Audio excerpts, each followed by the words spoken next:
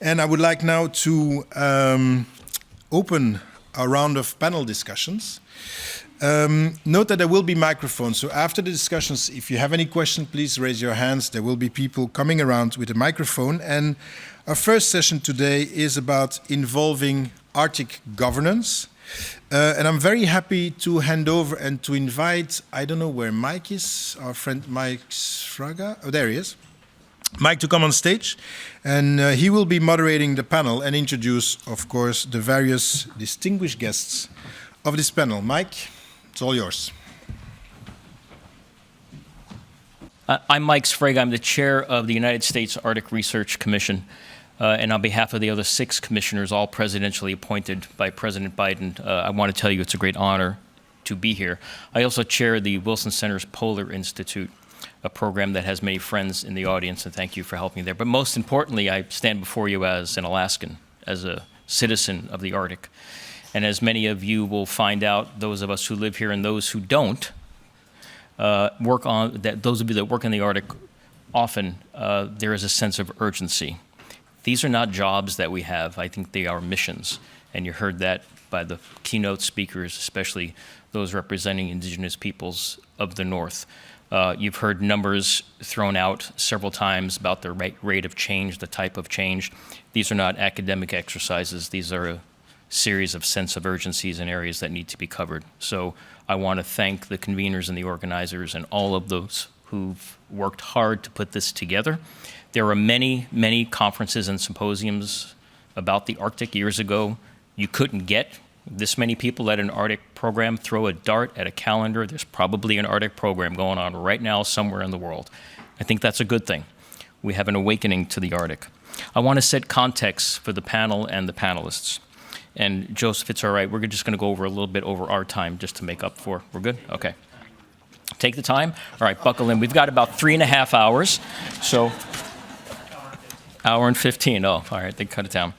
Let me just give some contextual notes. I'd like to make this professionally casual, but these are serious matters that we want to cover. So the panel has been asked to address this key question. Evolving Arctic governance. Is a new governance paradigm emerging in light of the current geopolitical tensions? We've heard today that it's a new Arctic out there. It's a globalized Arctic, impacted by global issues. And as global politics change, global policies shift, global economies recalibrate, global heating, I prefer to use that word instead of warming, global heating of our planet continues. You've heard 4 times than elsewhere on the planet. Ocean acidification in places in the Arctic Ocean is 4 times that of other oceans. And as war rages on this continent, the environmental, economic, social, cultural, political, and security landscapes of the Arctic are impacted as well. You've heard about climate change. It's the 3 R's of climate change. It's real, it is rapid, and it is relentless. And that is a fact. And that's what we have to deal with, among many other issues of the North. So we meet today as the contours of the Arctic landscape literally and figuratively are changing. And considering these realities, specifically Russia's war on Ukraine and its impacts on the decades-long cooperation that just a year ago we all celebrated, and in recognition of the decision by the 7 like-minded Arctic nations to first pause the work of the Arctic Council and now begin to recharge the work of the Arctic Council, and the natural affection of the organizers to look at this question again. Is a new governance paradigm emerging in light of the current geopolitical tensions? The Arctic has enjoyed cooperation. It's not the Wild West. There are governance structures and paradigms out there, but they are being pressured. No longer is the Arctic unaffected by what happens elsewhere. And so to answer that complex question, we have 5 wonderful colleagues and experts, and I'm going to move over to my seat, where I will introduce each of them, and then we'll begin an organic questions and answers, but also we'll hope to solicit some discussion from you as well. Is this on? Is it on now? There we go. Okay. Well, again, we want to make this professionally casual, but let me introduce my colleagues here. Their biographies are all in the handout that you have, so I won't go into detail here. But to my right is Mr. Morten Høglund, who serves as a senior Arctic official for Norway. Next to him is Ambassador Thomas Winkler, a senior Arctic official for the Kingdom of Norway. Mr. Samu Paukkunen. Denmark, what did I say? Norway. Norway has a lot of interest in the north. And we're getting kind of fed up with it. Denmark. Mr. Samu Paukkunen, Deputy Director of the Finnish Institute of International Affairs, but he will be moving to Norway, representing Denmark. No? Yes. Mr. Urmas Paet, Member of the European Parliament, and Ms. Elle Merete Omma, Head of the EU unit, the Saami Council. And with a Norwegian passport? I think we now have a symposium theme going on here. We've set the tone quite well for professionally casual. What I've asked each of my colleagues to do is to first identify correctly which country they come from, but also to address this very important question that we're asking. And that is, are new governance structures and paradigms needed? And I think specifically, Morten, the issue here is the question about the Arctic Council. Really, that's the underlying issue here, is the Arctic Council functional now? Is it needed? And is it what the press has said? Is it dead? That is a quote I have read oftentimes in newspapers. So I would really appreciate your perspective on the current status of the Arctic Council, address the issue of this issue of it not functioning, and then the second thing perhaps is talk a little bit about the chairmanship coming up in May. Thank you. Thank you, Mike, and dear participants. It's definitely not dead. It's needed, and other speakers before today have been speaking about the value of the council. It's proved that it's beneficial, not only to the region and the people living there, but to the outside world as well. So for us as an Arctic state, it's really important that we keep the Arctic Council as a functioning multilateral tool for discussing and solving issues in the Arctic. At the moment, as most of you or all of you know, due to the Russian invasion of Ukraine, it was decided by 7 states to put the official work, including official meetings of the Council, on pause on March 3rd. No country was suspended or excluded. The meetings were put on pause. In June, it was decided that projects that did not involve Russian Federation could be restarted. I have to also underline that all of these projects was approved by all 8 states. So no new project was introduced. So there is currently quite a lot of work going on under the umbrella of the Arctic Council. What is not going on is that me and Thomas and Petteri, sitting also here, are having official meetings, not we or other bodies. So that is what we are working on to hopefully change as we are to take over the chairship of the Arctic Council, hopefully around May. We are in a transition phase now, and we as incoming chair have a, I would say, constructive, business-like conversation with the current chair, Russia, on how to deal with this. We are set to find a model for transition and a model for the future work of the Council. So, as has been underlined, there is business as usual is not an option, but keeping that in mind, there is no pause on climate change, on biodiversity challenges, of challenges for people, including indigenous people in the Arctic. And so we need to get the cooperation going. We need to have activity on a number of issues. So that is the challenge we are faced. And we look forward. We have, as Arctic states with high ambitions, we have high ambitions for our chairship as well. And we look forward to interact with many of you under the 2 years where we will be sharing the Arctic Council. Thank you. Thank you, Morten. Let me just follow up quickly. So thank you for clarifying all of that. There has been a question about what degree you have engaged with the Russian Federation on this transition. And if I heard you right, there has been professional discussions about the transition in May, correct? That is correct. We have to respect. It is a consensus-based organization. It consists of a number of states. Currently, Russia is the technical chair. We do not want to hold meetings in Russia or with Russia at the moment, and that has been made clear, but we need to organize the transition, and to do that, we need to be speaking to each other. So on the diplomatic level, we as incoming chair have that discussion with Russia. Yes.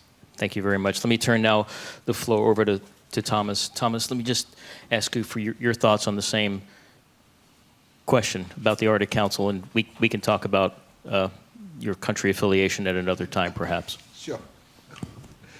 Happy to do the latter, Mike, over a beer somewhere.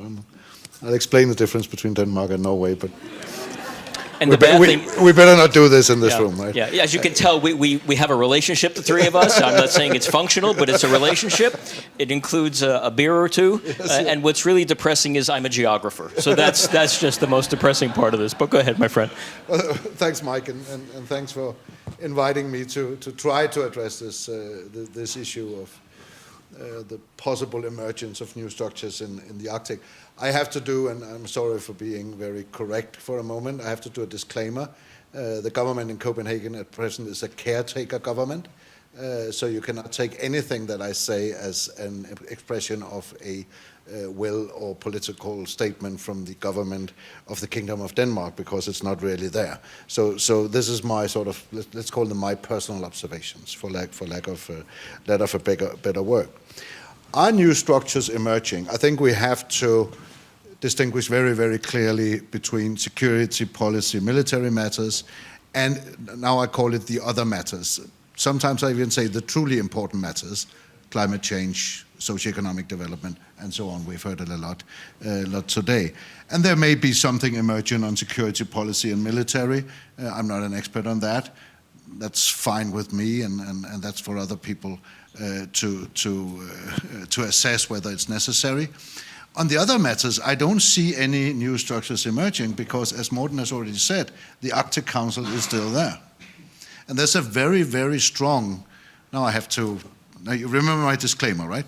There's a very strong political will in all 8 Arctic states, and note what I say, in all 8 Arctic states, that the Arctic Council should remain the key governance forum of the Arctic. Full stop. There are suggestions for alternative or new structures. Some of us heard a lot of them emerging at the Arctic Circle forum in Reykjavik. But I really don't see a need at this stage. On this distinction I made between security policy and other matters, I'm a very happy Arctic ambassador at this conference today. Because the last many conferences we've been to, we've had to start by saying the Arctic is not only a matter of security policy. But I think all the introductions we heard this morning, they did not choose to look at the Arctic through a security prism, which I think is incredibly positive. Because that, in my view, from where I'm sitting, is a wrong way of looking at the Arctic. And there's a risk, and I see it from Denmark in the debate, it all goes into security policy and drones and whatever in the Arctic, and we forget climate change. We forget the interest of the people of the Arctic. And then 2 points to end on, let's say, the structures. I have to be a little bit diplomatic, and I welcome the ambition of Belgium, I welcome the ambition of Scotland, I welcome the ambition of China to contribute positive to the development in the Arctic, but you cannot do anything in the Arctic without the Arctic states.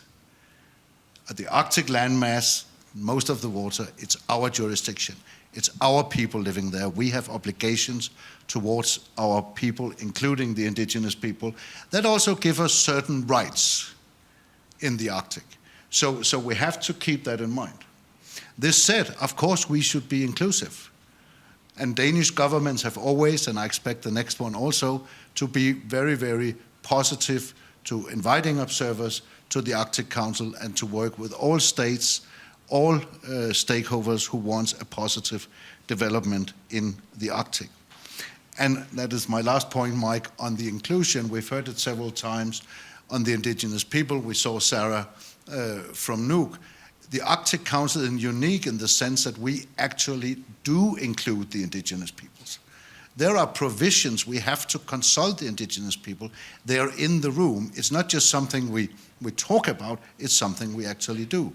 I'm convinced when the historians one day get access to the archives on the negotiations for the Reykjavik Declaration, they will see that the indigenous peoples actually had a specific, concrete influence on the outcome of that meeting.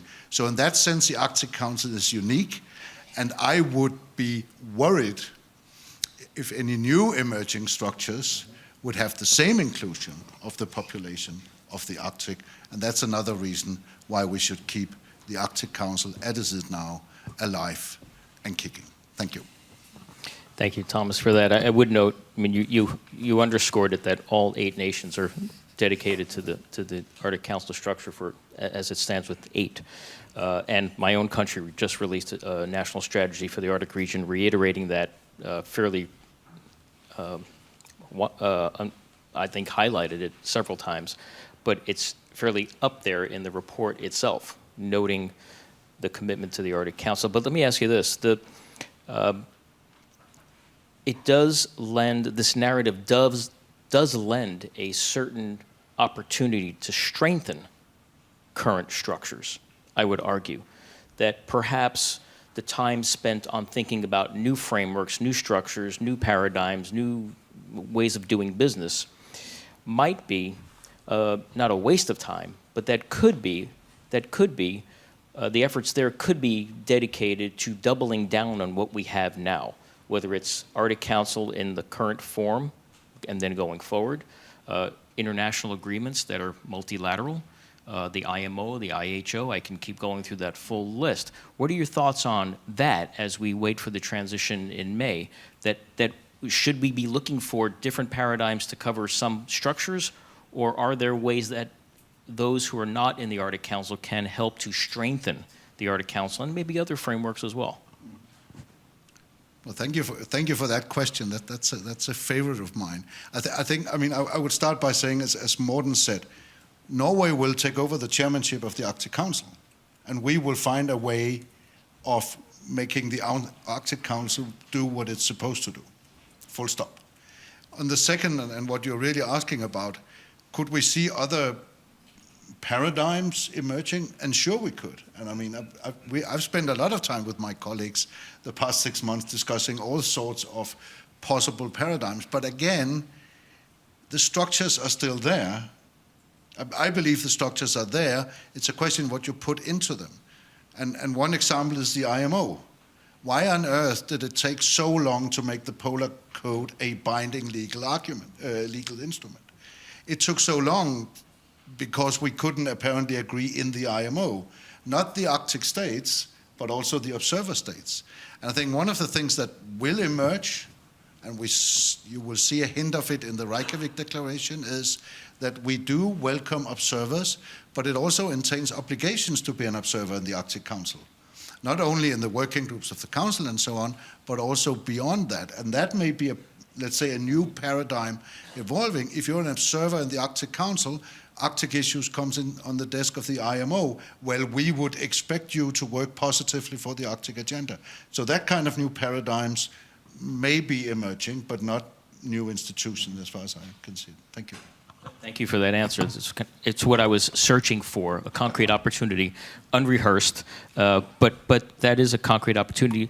Samu, let me turn the floor over to you, and I know you've got some thoughts here on the emerging paradigm question, as well as some perhaps concerns and opportunities moving forward in the same kind of theme. Thanks, Mike. Everyone hears me all right? Thank you for the invitation. Really good to be able to participate in the discussions. I'm also glad that I'm sitting beside a happy ambassador. I'm not sure how happy you will be after my remarks. I hope that you will still remain somewhat pleased, or at least not unhappy. When it comes to the Arctic, we all know that there's no returning back to the old golden days of Arctic cooperation. Those days are gone. There's no Arctic exceptionalism anymore. There's not that kind of spirit that was related to the Arctic cooperation that was there before. As long as Russia is engaged in the illegal invasion in Ukraine, there's no business as usual in any form of multilateral cooperation. This applies also to the Arctic. I think this is something that we all have to understand. Then when it comes to the Arctic Council itself, I think it is in the responsibility of the Arctic 7, the Arctic Western countries, to double down the cooperation, to make sure that the wealth of knowledge, the links, the connections, the cooperation that has decades behind it will be there also in the future. My third point is that we are now in a situation where we also have to manage expectations. This is going to be a long crisis, and this is a crisis that we have to be prepared for. In this sense, coming back to the Arctic Council itself, I don't know, should we be more talking about evolving Arctic governance or devolving Arctic governance? In a way that the Arctic Council itself, it has to be preserved. I think that's also shared between many of us. But how to do that? There needs to be diplomatic efforts, there needs to be guile, there needs to be a vision. And that's why I'm so fortunate to be in the panel with the two Norwegian ambassadors who have a wealth of this knowledge. But I wouldn't be too concerned of the Arctic Council itself because of its long history. Because all of the permanent participants, because all of the observers, because of the legitimacy the Council holds. Roughly half of the world's population is presented through the observers. And this is not something that you can replace with any competing organization. Then if we are thinking about possible venues for Russia, where would it go from here onwards? Would it be cooperating more with China? I don't think so. Would it be more inclined to have Arctic matters discussed under the auspices of the UN? I don't see that either being an issue. I think Arctic Council is also for Russia something that it cannot afford to lose. But guile, diplomatic effort, and Western unity and support is now needed in order for us to live long enough to see some kind of Arctic aid cooperation down the line at some point. But it might be a long road, it might be a windy road, and we are not even seeing the beginning of the road at this moment when Russian troops are conducting war crimes in the European soil against another sovereign country. Thanks. Thank you, Samu. I appreciate that. You noted a devolution of a paradigm.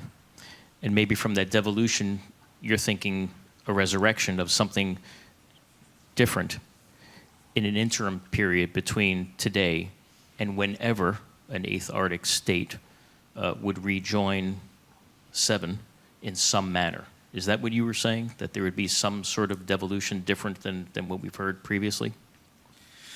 I think some sort of diplomatic navigation is needed. I'm aware of some discussions and some effort behind that. I think there is a possibility to do that.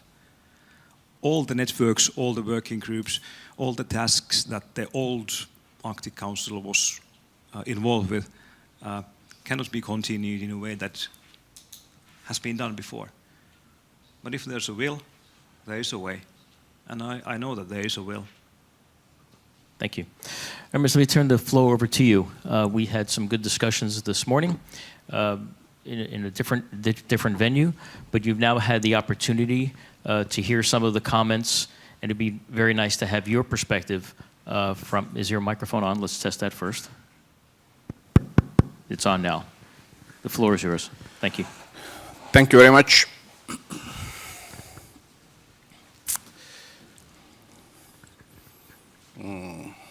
One of the 8 members of the Arctic Council has already committed thousands of war crimes, has basically doing genocide in another European country. At the moment, more than 50% of Ukrainian population is without electricity, heat and water, and there is winter. What it is genocide. So that the future of the Arctic Council, I can only see that there are only these members who fulfill international obligations, international law, the Charter of the United Nations and human rights. I cannot see that with the present political regime in Moscow, Arctic Council can continue with 8 member states. So the future of the Arctic Council only, in practical way can be if 7 normal countries continue full cooperation for the benefit of Arctic and also international life. Even the war in Ukraine will end one day, and if the same political regime stays in Moscow, I cannot imagine that, for instance, Arctic Council can return to the regular business as nothing happened. Can anyone imagine that, for example, after Second World War, if Nazi Germany lost the war, but still Hitler's government would stay in power in Germany, that the international cooperation would continue with this government? I guess the answer is no. So the answer is no, that with Putin's regime, even they may change Putin with someone else, but if the characteristic of this regime continues, I don't see any possibility for cooperation with this regime, be it in the framework of Arctic Council or any other body which really cares about people, about people's human rights. Indigenous people in Arctic, during last weeks, from which villages, from which regions Putin's regime took most of men to send them to die in Ukraine? Not from Moscow, not from St. Petersburg, but from minority nations, including indigenous Nordic, indigenous Arctic people. Village by village, also indigenous people from Arctic were sent to die in Ukraine. And with this regime, some people want to continue cooperation. What good this regime did to indigenous people in Russia during the last 30 years? What? Nothing. The local leaders are in jail or killed in Russia. This is the characteristic and face of this regime. So that to sum up, if you really want to have beneficial Arctic cooperation, then we should concentrate on these 7 countries, which are normal countries, normal countries who see that human rights and human being is a value. Otherwise, there will be no, well, real efforts even for Arctic benefits from this Arctic Council if there are attempts still to make cooperation with this criminal regime in Moscow. And I guess it should be really clear. If you look, for example, there has been talk about Norway. In Kirkenes area, I know that Norway, there was very active cooperation with Murmansk region and people across the border. And I guess on second week of the new wave of war in Ukraine, on this Murmansk side, the guys were driving with the cars with a Z sign. All this cooperation of last decades were simply thrown to nothing by those counterparts from Russian side. And so that if someone thinks that this, what is going on in Ukraine and Russian killings and atrocities in Ukraine, it doesn't matter up north or in other parts of Europe. It is not so. Also in Arctic, where are Finnish Arctic territories taken by Russia decades ago? They're still there. Where is big part of Karelia occupied by Russia? So that the characteristic and pattern didn't change. And in this sense, I guess that already 2014, the first wave of attacks against Ukraine, 2008, attacks against Georgia, had to be very clear signal also to all Europeans, including people in European Arctic. So that the sooner we skip all these illusions about this regime, I guess the more practical also will be cooperation among 7 countries and others, all the observers and countries who care about really Arctic people, de facto. So that I guess it's finally should be the time to stop living in illusions. What concerns that on the one corner of Europe we can create sort of different type of cooperation than in other parts where simply this regime is killing innocent people. G8 kicked out Russia. It's now G7 already for years and years. Nothing happens. I guess they are more efficient and more practical in this regard. So that I guess that the same should apply for Arctic Council. As long as there is this type of regime, it cannot be part of this kind of Arctic cooperation in Arctic Council. For Germany after Second World War, it took quite an effort to do this denazification so that Germany finally again could be a member of European family and European countries. The same should apply for this regime and society in Russia. They also should have their own something. Simply changing some figures in top political leadership is not the case. This society needs very deep change if they really want to be back on the international arena for real international cooperation. Thank you. There's discussion here on the stage, in the audience, among colleagues, happening right now around the world, about a time when Russia is invited back into the fold of the Arctic Council and other organizations. But the bottom line theme is, at a time, sometime in the future, Russia will be invited back into the family of nations and to whatever degree. What you're saying is that you would not support that unless there was regime change from Putin through his entire government. Is that correct? Basically, yes, it's correct. It's the same as the parallel that if would Nazi regime continue without Hitler, would it be fine for Europe? I don't think so. I think that all what we saw in 20th century, the lessons learned, should be also here. I guess the clear minimum is that after the war in Ukraine will be over, first, there should be international court of justice, as it happened after Second World War, as it happened after Yugoslavia wars. And then also Russia can show will they cooperate or not with this international justice and court of justice. And second is also who will pay and how will pay for rebuilding Ukraine. Thank you. Elle, Merete, let me now transition the floor to you. I was taken by our friend Sarah's map and her narrative about no borders, one people. We had brief discussions this morning about that.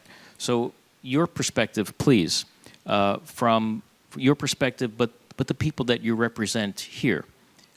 What does this new paradigm question look like for you? Does it look like the Arctic Council of today going through a transition? Does it look like nothing until there's regime change in Russia? Or does it look like something very different, which is this? And I'm asking the question, not giving you the answer. The question is, or is your lens different because of who you are and where you live and who you represent? Are the issues that you think about, Arctic Council, global governance issues, are those what you think about? Or is it about the practical issues that affect your people each day, regardless of borders? Again, not giving you the answer, but really, truly asking you the question. Okay. Thank you very much for the question. I mean, it's a complex question with lots of possible answers to it. But I think what we can agree on is that we live in an extraordinary time. But as an indigenous person and as part of indigenous peoples, we have been through extraordinary times for centuries, having many visitors coming to our traditional land. And we have dealt with it, we have set up solutions for that, and we have coexisted to a certain extent. Having that said, we're on a daily basis, we're still facing the rapid climate crisis. We're seeing the effect of environmental change, and they are unfortunately not on hold. So that is our framework as a citizen of the Arctic. And then of course, the geopolitical situation is adding to that. It's putting even more pressure on the indigenous peoples and the Saami people. It's yet an example of states coming between indigenous peoples when it comes to hampering, dealing with the environmental protection, sustainable development, cooperation among us as people. But the Arctic Council has been a good platform for dealing with this. We've been sitting at the same tables as the national states, and I think it's time to recall what is the history of the Arctic Council. It was established as a knowledge production institution dealing with real challenges in the Arctic. The knowledge production within the framework of the Arctic Council is unique. It constitutes Western science. It is indigenous people science knowledge, and that is important. And it is also, in my opinion, I think the Arctic Council is a proof of the fact that science diplomacy is important, citizens diplomacy is important, and in that intersection, people-to-people collaboration is fundamental. Without having the platform, the avenue to discuss these questions, it's hard to find a new way, or a new future, or deal with life in general in Arctic. And I think that is something that we need to build upon, and Arctic Council is a good platform for that. Thank you. So from your perspective, again, underscoring the Arctic Council is a good forum for that. But the pause button that was set, the refinements that have been made, have you agreed with them? Have they hindered work that you've tried to undertake through a structure like this? Let me just leave the question there. Yeah. Well, we as Saami Council has also paused our formal collaboration with our member states on the Russian side because the Russian invasion of Ukraine is not acceptable. They are violating human rights, and that is not okay. But at the same time, when we see the outside world dealing with invasion, it also puts the human face of the Arctic, the indigenous peoples, in a difficult situation because the sanction also hampers our people-to-people collaboration. We are put in a situation where we are forced to say to our brothers and sisters who happens to live on the wrong side of the nation states that, sorry, sorry. And that is harsh, and it's putting us in a very difficult moral position. And I think that is also a part of this discourse and this discussion that we need to bring to the table. We have, looking at Joseph here, I think we have until when? What's that? Another 20 minutes. Well, that's good news. Unless well, Thomas says it's not good news. He'd like no. But let me do this. We're just going to call an American football term. We're going to call an audible, and change this up a little bit, and see if any colleagues in the audience would like to ask questions before I circle back to the panel. There's got to be one or two questions. There's at least one, right in the middle. Yes, thank you very much. I was very interested the comment about what a very wide Arctic community exists, and I was reflecting that that Arctic community is beyond the Arctic states, and it includes other states. We just heard Belgium. More states are getting interested in the Arctic, but there's also a lot of other kind of cooperative organisations that had been involved in the Arctic Council. And I think many of them, not all of them, admittedly, but many of them, probably the overwhelming majority, would have no problem at all in subscribing to the vision of the Arctic Council of peace and security, and many people have said that. And I guess my question is, what would be the downside of ensuring that that cooperative element of the international people interested in the Arctic maintained a kind of dialogue that was within the auspices of what the Arctic Council used to speak about? Bearing in mind that, as you've mentioned, the security people have their own structures. They're very jollily carrying on discussing the Arctic.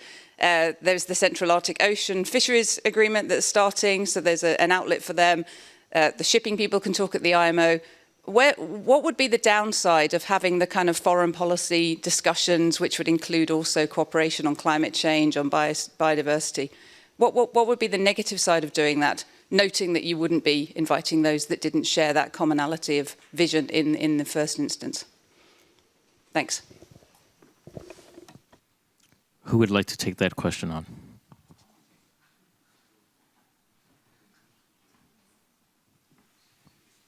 There's never a downside to discussions. I don't think anybody of us in the Arctic Council would prevent discussions. We're also, as I hinted to, we're also aware that even decisions have to be taken elsewhere that affects the Arctic, including, for instance, in the IMO. But if we're talking about recommendations on how the Arctic states should deal with certain challenges, we prefer that these recommendations come from our own network, which is the Arctic Council, with of course the inclusions of observers and the permanent participants and so on and so forth. But it's not. I don't know if you heard me saying nobody else can discuss the Arctic but us, 8+5. That's not my point. Everybody is welcome to discuss the Arctic. But if we're talking about decisions impacting the populations of the Arctic, it has to be the Arctic states that are in the lead on these decisions. That's as close as I can get. Thank you. Samu. Thanks for the excellent question. One of the benefits from working on the research side is that I don't have to be diplomatic. Russia is a spoiler state. It is seeking for the weaknesses. It is trying to wedge the Western countries apart. These are the opportunities that it uses. I think that's at least part one of the try to answer this question. If there's not a real will behind that, I don't think how accountable then that would be, the situation would be. And it is also about the optics, that at the same time the Arctic countries are providing weapon system in accordance to the international legislation, supporting Ukraine in their fight for their independence. And at the same time, different group would be engaged in some sort of cooperative form of discussions. I think that would be something that Russia would just display as a weakness, and that the Western countries are not willing and able to continue in that kind of a unified form that we are all expecting the Western countries to go forth. Please. Well, yes, just where you stopped, I'd like to continue that. Well, why exactly this February Russia once again attacked Ukraine? It was because they saw that West is weak and West is indifferent. Because there was really no reaction after 2014. The only reaction was that some European countries together with Russia started to build even Nord Stream 2 pipeline. There was no real reaction after 2008, 2015 in Syria and so on. So that it was also the encouragement that they can do what they want in the area they think should basically belong under their control. But when we speak about also other countries who are at the moment, well, observers in the Arctic Council or countries who call themselves near Arctic countries like China, then I guess it would be also wise to keep eyes open, especially what concerns China and Chinese intentions, together with Russia, what concerns Arctic. Maybe I'm wrong, but I don't believe that Chinese first interest is to protect indigenous people in Arctic and unique nature and environment in Arctic. I guess the Chinese motivation is a bit different. So that in this regard, I guess that it's utmost of time to have our own European lessons learned from what is happening and what happened during last decades, also including Arctic. Morten, please.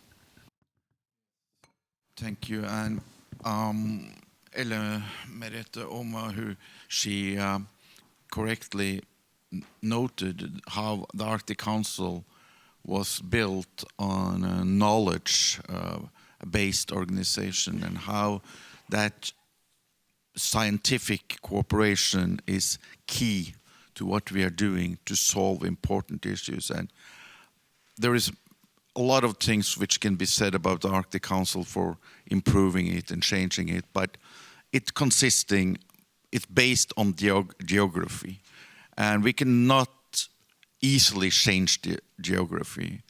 And there are other parts of the world where we at the moment are not cooperating necessarily, but we are sitting next to countries which we rather at the moment not sit next to.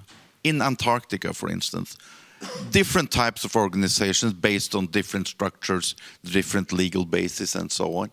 But the Arctic, we have talked about Arctic exceptionalism and use it for other reasons, but we cannot let the Arctic become where we avoid having that cooperation which we used to have, because it's in our interest as people living in that part of the world, as countries having a responsibility for that part of the world. It's in our interest to cooperate among us as states, cooperating with the indigenous people who have a unique, a special position within that framework of governance. So we seek to find a way moving forward.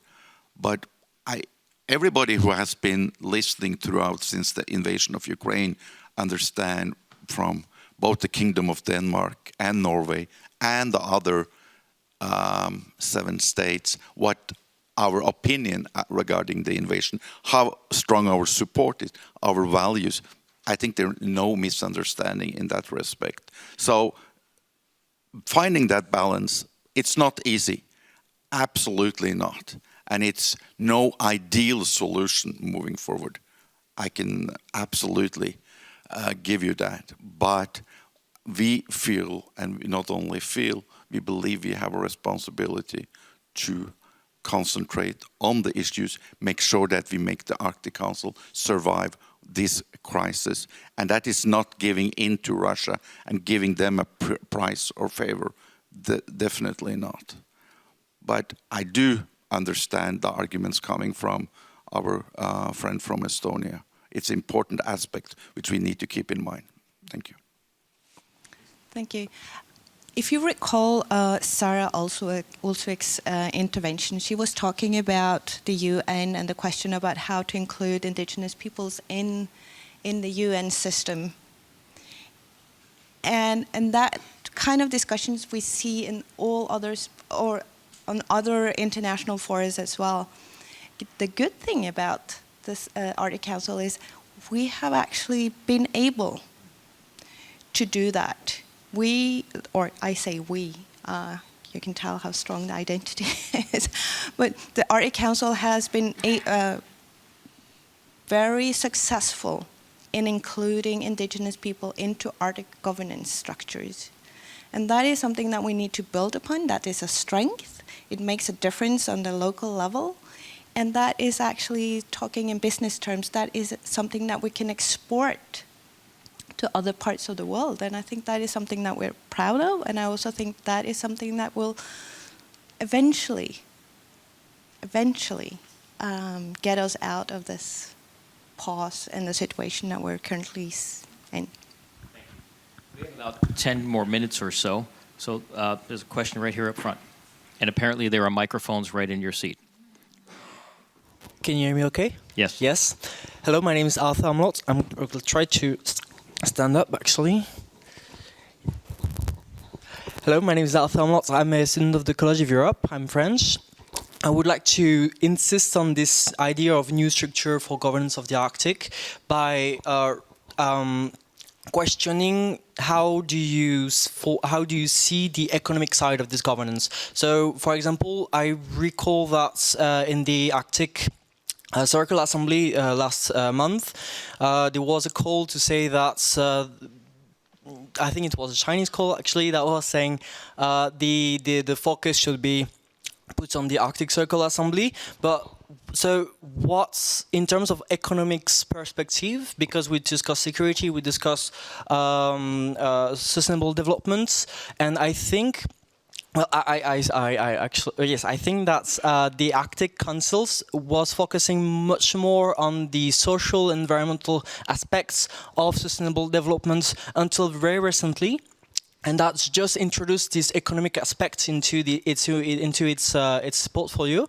So how do you see this evolving perspective on economics within Arctic governance, and how do you see a strengthened role of the Arctic Circle Assembly for the year coming, or do you see this economic perspective going strengthening within the Arctic Council?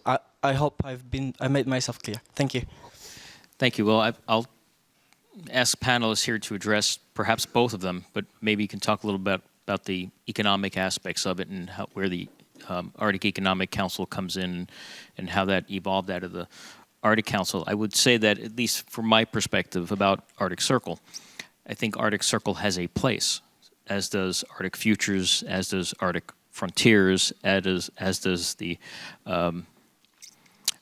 multiple conferences and symposia around the North. And by the way, not just in the North. Korea has a program next week.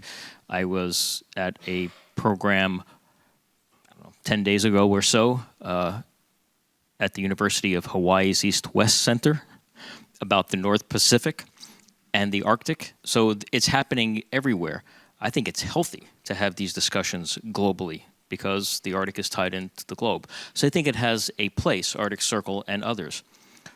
But it's fundamentally different in my mind than the Arctic Council, which takes on issues, enables actions and activities, feeds into our data and understanding about the North, has been critical in several negotiations with binding agreements that have come out after they've been ratified by the nations.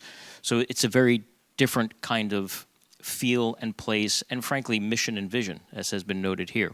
So it has its place, and I think it's been productive, and President Grimson has been absolutely brilliant in building the Arctic Circle in Reykjavik and then franchising it in some ways around the globe to be Arctic Circle 4, bringing the Arctic to other places around the world. So it certainly has its place. Sorry for the long answer, but I think I encourage these kind of discussions and these kind of forum and symposia. But perhaps someone here can speak to the economic side of the Arctic Council and the efforts there. Thomas, please. I'm a diplomat, so I can't. But Mads, the director of the Arctic Economic Council, where are you? Mads? He's there. He's the one to answer your questions about the Arctic Economic Council. But I think the idea of the council to have industries, companies, circumpolar cooperate is of course one that we support also from the Arctic Council. It's a slightly different setup than ours.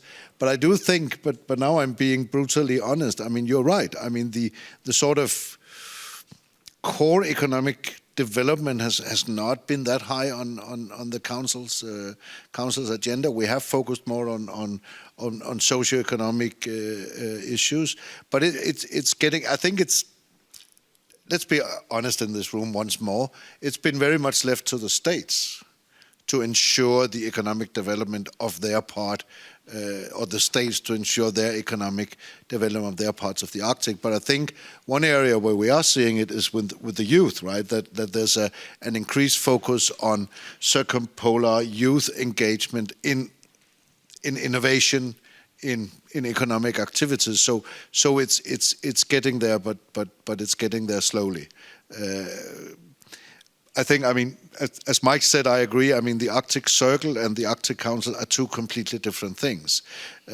One of my favorite activities during the excellent Icelandic chairmanship of the Council was the Saami marine mechanism, where you had an enormous amount of scientists being forced to explain to people like me what they were doing and why they were doing it and why what they were doing on the marine area was important. You could do that part in the Arctic Circle, but afterwards, the 8 states at that time and the 5 permanent participants had a discussion on, well, what should then be prioritized seen from our government and our permanent participants' point of view. That discussion you do not have at the Arctic Circle, and it's difficult to have at the Arctic Circle. So there's a very clear distinction, in my view, between the two.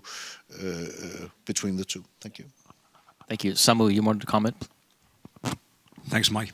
I think the Arctic Economic Council has done an excellent job thus far, creating a framework for companies to be included in a way that's also sustainable in itself. And then looking about the regions specifically, I think especially in the Nordic region there is a tendency that sustainability is something that the countries take seriously. In northern Sweden there's a steel factory that's going to be a zero emission factory. There's wind parks, whole businesses without emissions benefiting from the cold environment in itself. I think those could be used also as some kind of points of reference when sustainable development is planned in other regions. And this is a hugely important topic in itself. I was requiring for doubling down the cooperation between the Arctic 7. This is one form of the cooperation. It is not only about the missions themselves, but it is about the new technologies. It is about the new solutions. And in this respect, I thank you for the question.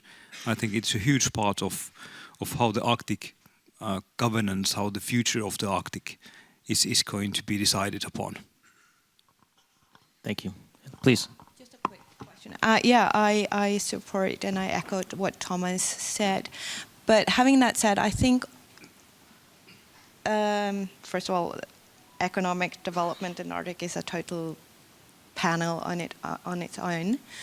But I would like to say that the establishment of new institutions such as the Arctic Economic Forum also put pressures on the indigenous peoples, because we don't have the capacity to follow all different new setups.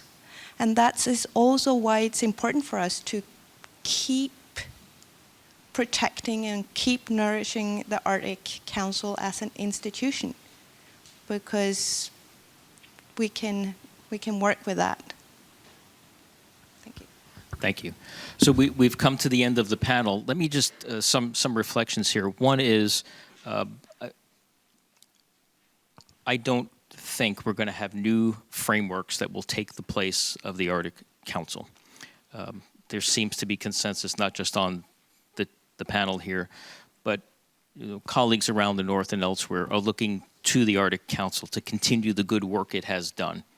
And what you, I think, are hearing from us, and perhaps you feel the same way, is some sense of loss. There's a sense of how important the Arctic Council has become to help convene the North, focus on priority issues as much as you can, because the priority list you have is very long within the Arctic Council. But you've tried to, we collectively, the 8, have, and now 7 for time, have tried to address a whole kaleidoscope of issues coming at all of us through the Arctic Council at a time of dramatic change. You heard it at the beginning and now on this panel, everything from climate issues to social justice issues to a rapidly thawing Arctic that we all feel the effects from. So, even if there wasn't a war on Ukraine and we weren't talking about a new paradigm because we're questioning governance and 7 versus 8, I think we would be having some of these discussions because of what we asked the Arctic Council to take on, which is take on a region that is going through dramatic change, that has a lot of attention, and is the sphere of either great power competition or potential for economic development, or a laser focus on issues related to the indigenous peoples, and you can keep going. So to me, this panel is like a nesting doll kind of scenario where once you have one issue, there's another one laying in there, and perhaps it's just been heightened by the fact that we have a war on this continent, and it has brought the sense of urgency to the forefront. So with that, let me just thank our panelists here. I want to thank you for participating, and it seems like maybe we don't have paradigm shifts, maybe we have strengthening and refining of structures that we currently have. Thank you.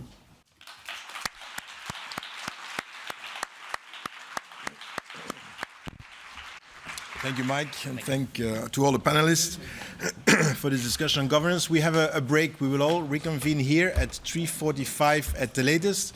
I invite you as well to take a look at the photo exhibition of our Belgian photographer Christian Claus just outside. See you in 25 minutes. Thank you.